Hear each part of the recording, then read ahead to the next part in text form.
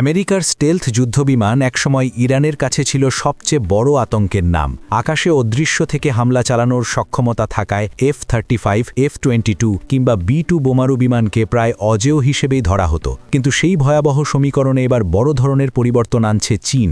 ইরানের আকাশকে অদৃশ্য ফাঁদে পরিণত করার মতো এক প্রযুক্তি তুলে দিয়েছে Beijing, anti stealth radar YLC-8B।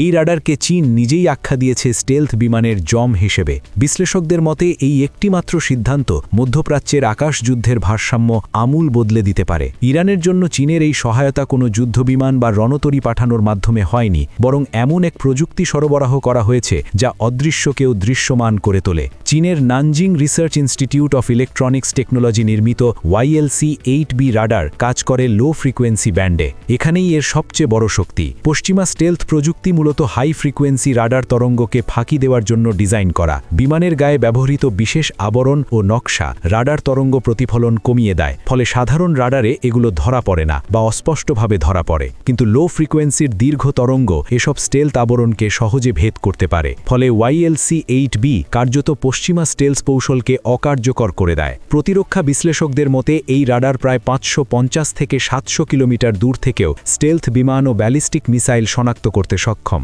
এটি কেবল শনাক্ত করেই থেমে যায় না, বরং একটি পূর্ণাঙ্গ ডিজিটাল নজরদারি ব্যবস্থার অংশ হিসেবে কাজ করে। রাডারে কোনো লক্ষ্যবস্তু ধরা পড়ার সঙ্গে সঙ্গেই সেই তথ্য স্বয়ংক্রিয়ভাবে পৌঁছে যায় ইরানের বিমান প্রতিরক্ষা ব্যবস্থার কাছে। এর মধ্যে রয়েছে রাশিয়ার S-300 ও S-400 সিস্টেম, পাশাপাশি ইরানের নিজস্ব বাভার 337 এবং চীনা HQ-9 মিসাইল প্রতিরক্ষা ব্যবস্থা। অর্থাৎ শনাক্তকরণ থেকে আঘাত হানার পুরো প্রক্রিয়াটি প্রায় তাৎক্ষণিকভাবে সম্পন্ন হতে পারে। এতে আকাশে ঢুকে হামলা চালানোর সুযোগ অনেকটাই সীমিত হয়ে যাবে। জুনের 12 দিনের যুদ্ধে মার্কিন ও ইসরায়েলি স্টেলথ বিমানগুলো ইরানের আকাশে যে একতরফা সুবিধা দেখিয়েছিল, এই নতুন রাডার সেই সুবিধাকে বড় প্রশ্নের মুখে ফেলেছে। আগে যেখানে ইরানের আকাশ সীমা ছিল অনেকটাই ঝুঁকিপূর্ণ, এখন সেখানে প্রবেশ মানেই অনিশ্চয়তা ও উচ্চ ঝুঁকি।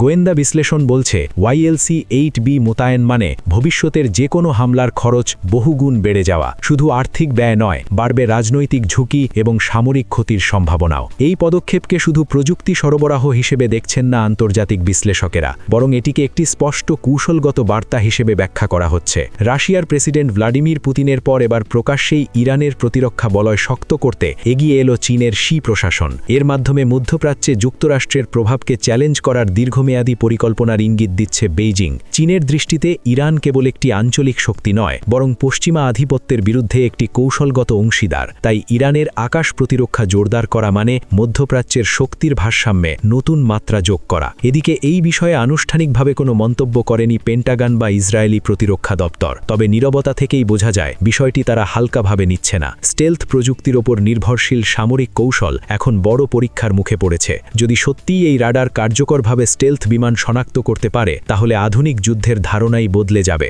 আকাশে অদৃশ্য থাকার সুবিধা হারালে পশ্চিমা বিমান বাহিনীর বড় একটি কৌশলগত সুবিধা নষ্ট হয়ে যাবে। ইরানের দৃষ্টিকোণ থেকে এই রাডার কেবল প্রতিরক্ষামূলক অস্ত্র নয়, বরং এটি রাজনৈতিক ও মনস্তাত্ত্বিক শক্তিরও প্রতীক। দীর্ঘদিন ধরে নিষেধাজ্ঞা ও চাপের মধ্যে থাকা দেশটি এখন দেখাতে চাইছে তারা একা নয়। রাশিয়া ও চীনের মতো শক্তিধর দেশগুলো তাদের পাশে রয়েছে। এই বার্তা শুধু ওয়াশিংটন বা তেল আবিবের জন্য নয়, বরং পুরো মধ্যপ্রাচ্যের জন্য গুরুত্বপূর্ণ। এতে আঞ্চলিক রাজনীতিতে নতুন জোট ও নতুন উত্তেজনার ইঙ্গিত পাওয়া যাচ্ছে। সব মিলিয়ে YLC-8B রাডারের ইরানে মোতায়েন মধ্যপ্রাচ্যের আকাশ যুদ্ধের মানচিত্র বদলে দিতে পারে। যেখানে আগে স্টেলথ বিমান ছিল অপ্রতিরোধ্য, সেখানে এখন সেগুলো শনাক্ত হওয়ার ঝুঁকিতে। চীনের এই পদক্ষেপ প্রযুক্তিগত দিক থেকে যেমন গুরুত্বপূর্ণ, তেমনি রাজনৈতিক দিক থেকেও গভীর তাৎপর্যপূর্ণ। এটি দেখিয়ে দিচ্ছে ভবিষ্যতের যুদ্ধ শুধু বোমা আর ক্ষেপণাস্ত্রের ওপর নির্ভর করবে না, বরং তথ্য, রাডার ও ডিজিটাল নজরদারি হবে প্রকৃত শক্তির মূল উৎস।